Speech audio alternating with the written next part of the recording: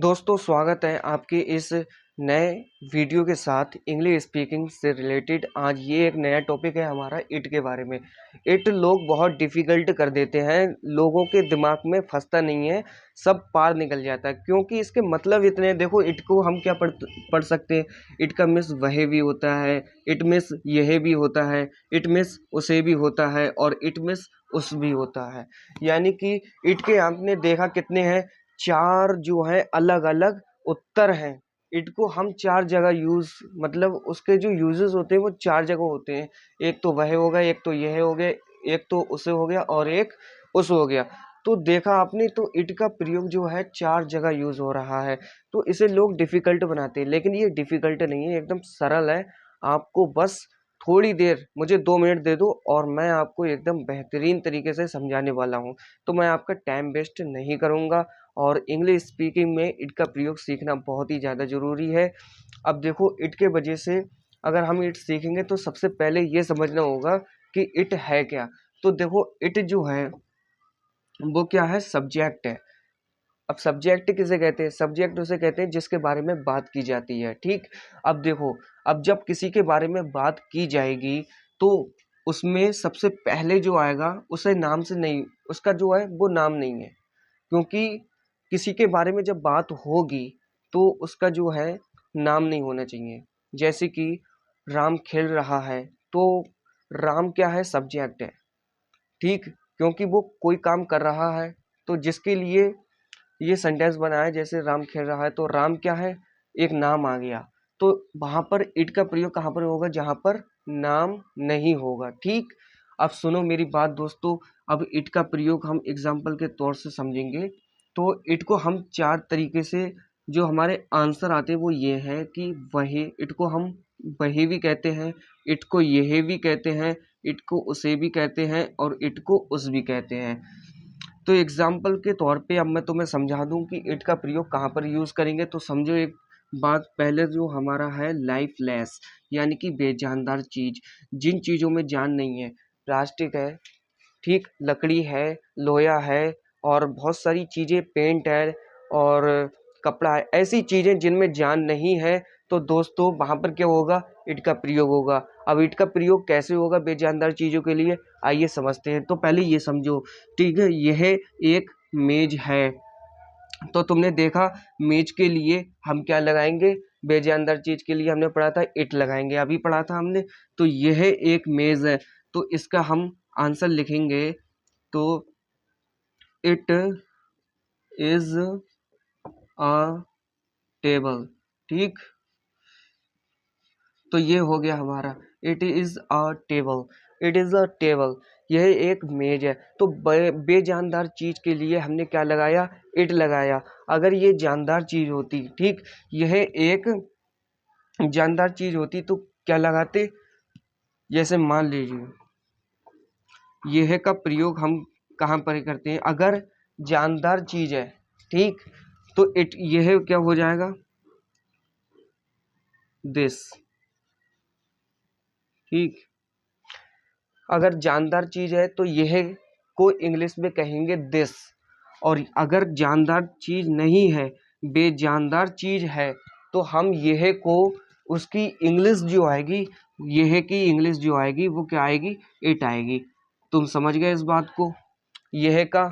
अब जरूरी थोड़ी नहीं यही हो, यह नहीं हो, अगर यह की जगह पे वह हो, ठीक, उसे हो या उसे हो, ठीक, सॉरी, और या उस हो, इन चारों में से कोई भी हो। अगर जानदार है तो दिस लगाएंगे और बेजानदार है तो इट लगाएंगे। अब जानदार है तो हम, मैंने कह दिया जानदार चीज है, तो जानदार चीज में यह कैसे प्रयोग होगा, देखो सुनो। देखो, अब मान लीजिए यह एक कुत्ता है, तो एग्जाम्पल के तौर पे यह एक कुत्ता है, तुमने मान लिया, ठीक। तो अब इसे इंग्लिश ट्रांसलेट करेंगे तो क्या होगा, दिस इज अ डॉग, यह एक कुत्ता है। जानदार चीज के लिए हमने दिस लगाया और बेजानदार चीज के लिए इट लगाया। तो जब भी याद रखना, एक बोनस टिप्स ये समझ लो कि दिस का प्रयोग तुम सीख ही चुके हो, क्योंकि दिस हमारे लिए जानदार चीज के लिए है, इट बेजानदार चीज के लिए है। आइए समझते हैं। तो हमने बेजानदार की चीज के लिए इट लगाएंगे, हमने ये समझ चुके हैं। अब दूसरी बात हमारा आ गया नेचर, यानी कि प्राकृतिक, ठीक। प्राकृतिक, देखो प्राकृतिक का मतलब होता है किसी कोई हमारे इस पूरी दुनिया में मौसम है, कैसा ठंडा है और गर्म है, ठीक। तो इट का प्रयोग कहाँ पर ही करेंगे, दूसरे नंबर पे मौसम के लिए, ठीक। मौसम,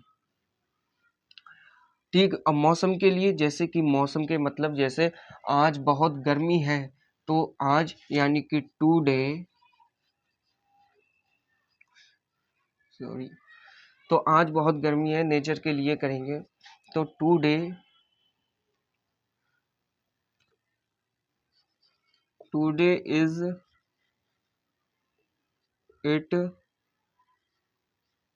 वेरी हॉट, गर्मी के लिए हॉट का प्रयोग करेंगे, ठीक। तो today is it very hot, आज बहुत गर्मी है, तो इस प्रकार यूज करेंगे इट का प्रयोग। तो समझो एक बात हमेशा याद रखना कि सबसे पहले दूसरे नंबर पे आएगा नेचर यानी कि प्राकृतिक मौसम के लिए। अब दूसरा मौसम चाहे ठंडा हो, अब जैसे हॉट की जगह पे मान लो ठंड आ गई, इट, तो यहाँ पे लिखा आज बहुत ठंड है, तो क्या करेंगे, इसका क्या आंसर आएगा, तो इसका आंसर आएगा today it is very cold, ठीक। कोल्ड मीन्स ठंडा। आ जाइए और जानते हैं, तो मौसम के लिए हो गया, और दूसरी चीज हो गया टाइम यानी कि समय के लिए। बस इतना ही है, जो दो ही है दूसरे नंबर पे, ये दो ही है, एक हो गया मौसम और एक हो गया समय। अब जो भी कोई भी बंदा समय के बारे में पूछे, तो आपको सबसे पहले इट का प्रयोग करोगे। कैसे करोगे, जैसे कि आज इतवार, वो अब 5 बजे है, ठीक। यहाँ पर समय की बात हो रही, अब 5 बजे है, तो हम कैसे यूज करेंगे, तो इट इज, इट इज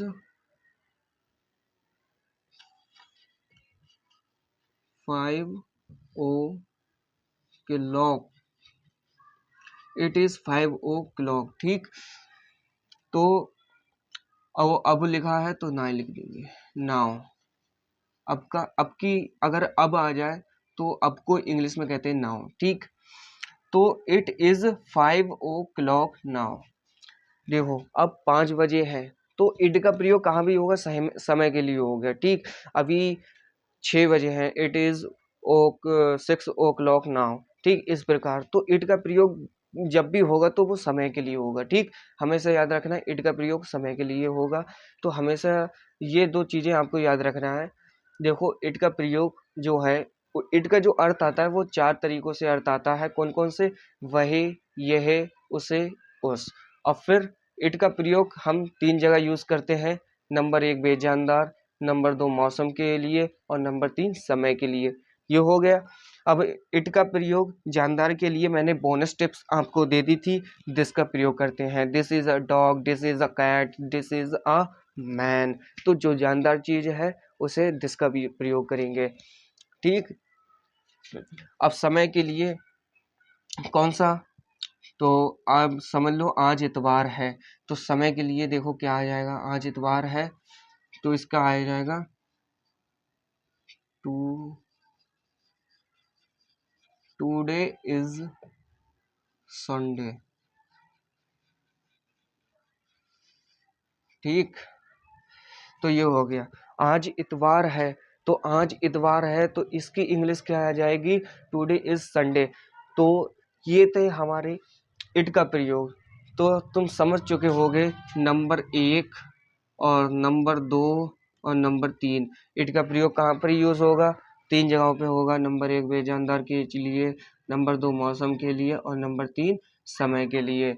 तो और इट के जो अर्थ निकलते हैं वो 4 तरीकों के होते हैं, वह होता है, यह होता है, उसे होता है, उस होता है।